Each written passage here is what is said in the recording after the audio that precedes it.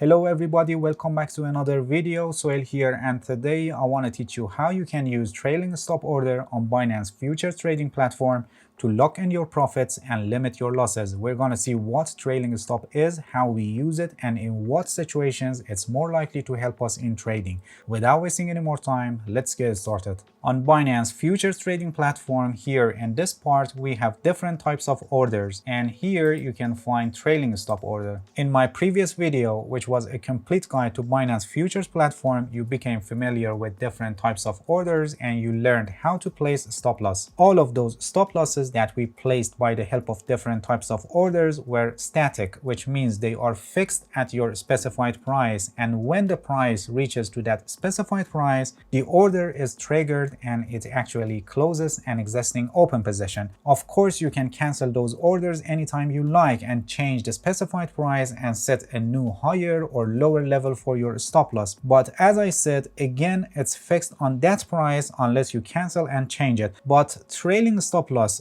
follows the price and automatically moves up or down based on the direction that you place this order. Here we have callback rate, which is actually the distance that our trailing stop follows the price. It's set based on percentage and it's also called trail percentage. So based on the percentage you enter here, you actually specify the distance that your stop loss is going to move with lag behind the price. And here you set the activation price, which actually triggers the trailing stop. So when the price reaches the activation price, a trailing stop lower or higher than the activation price becomes active with a distance that equals to the percentage that you enter here for the callback rate. Let me explain this with an example. Consider you have a long position on Bitcoin and you want to set a trailing stop order at 50,000 and, for example, a callback rate of 2%. So when the price reaches 50,000, a trailing stop will be set at 49,000. If the price moves higher,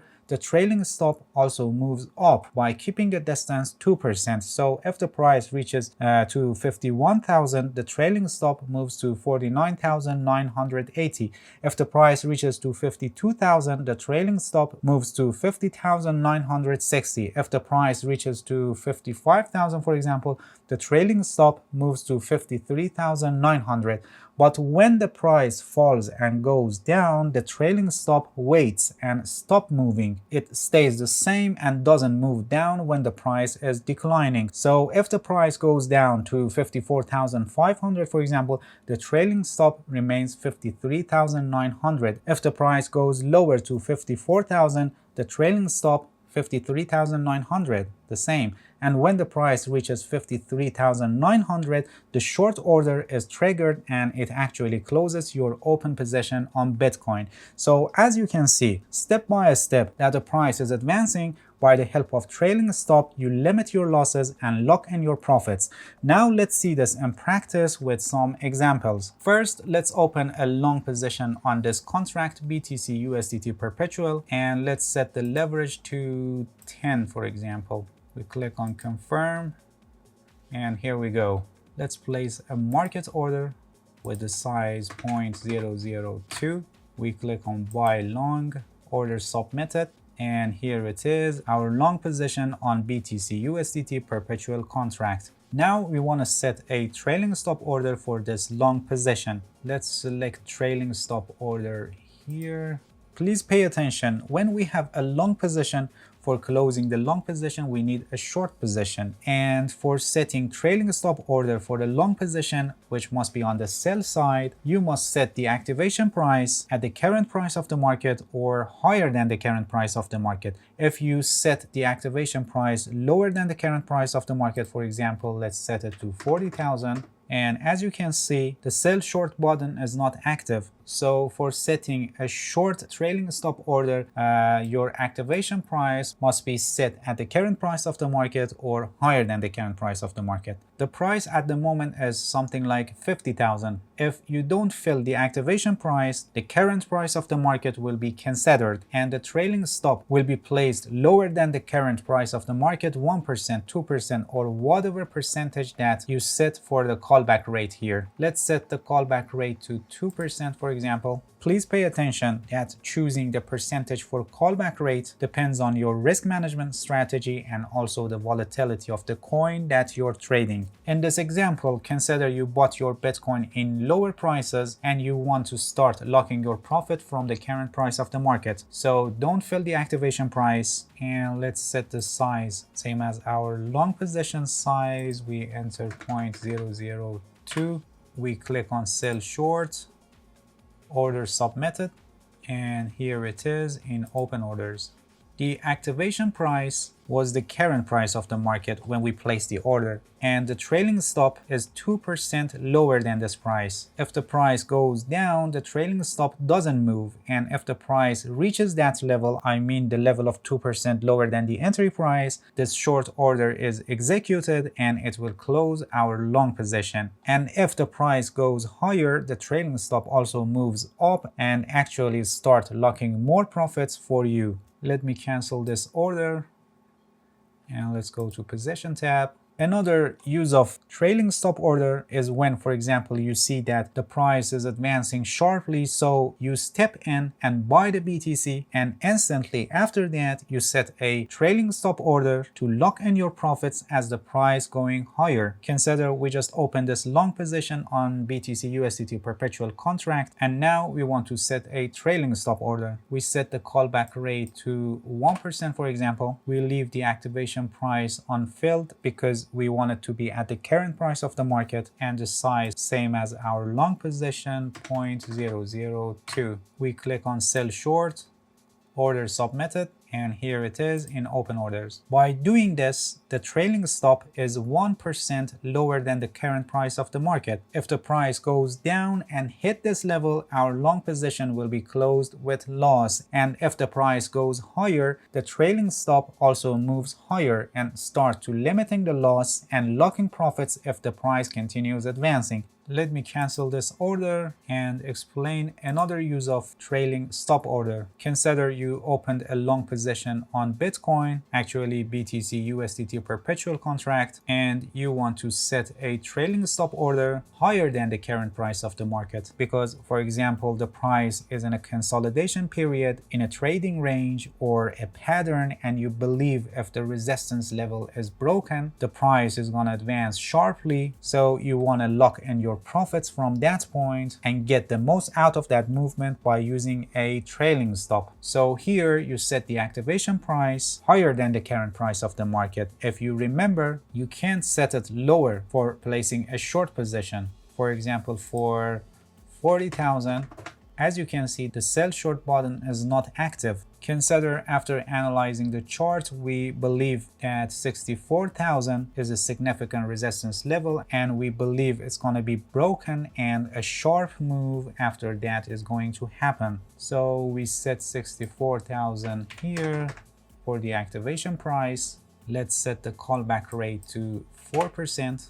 The size 0.002, same size with our long position. We click on sell short, order submitted, and here it is in open orders. So when the price reaches to 64,000, a trailing stop will be placed 4% lower than 64,000. Let me cancel this order, and also let's close this position. Everything I explained is also true for short positions, but in the opposite direction. So I don't repeat everything here again, and I just give you an example to clarify how it works. First, let's open a short position by the help of market order with the size 0.002, for example. We click on sell short, order submitted, and here it is, our short position. And now for this short position, we want to set a trailing stop order, and it must be on the buy side, so it will close our short position. We go to trailing stop order. Let's set the callback rate to 2%. We can leave the activation price unfilled, so it will be active on the current price of the market with the trailing stop 2% higher than this level. Or we can set it lower, for example 48,000, and for the size 0.002 equals to our short position size. We click on buy long, order submitted, and here it is in open orders. So when the price reaches to 48,000, the trailing stop will be placed 2% higher than 48,000. If the price goes down, the trailing stop also moves down, but when the price goes higher, the trailing stop doesn't move, and when the price reaches the trailing stop level, a long position size of 0.002 will be executed and it will close our short position. Please pay attention that if you don't use trailing stop order correctly in a proper situation, the result will be loss. Trailing stop is more helpful when dealing with, for example, a rallying coin, especially when pump and dumps happening in the market, and makes it difficult to forecast the top or the bottom. In this situation, by the help of trailing stop order, you can get the most out of the movement and take advantage of the sharp move as much as you can. In other situations, trailing stop order can bring you loss, because when a pullback or correction happens in the market, your trailing stop would be simply reached and it causes you to exit your position, but after that you see that the coin advances and rises again and you're out of the game.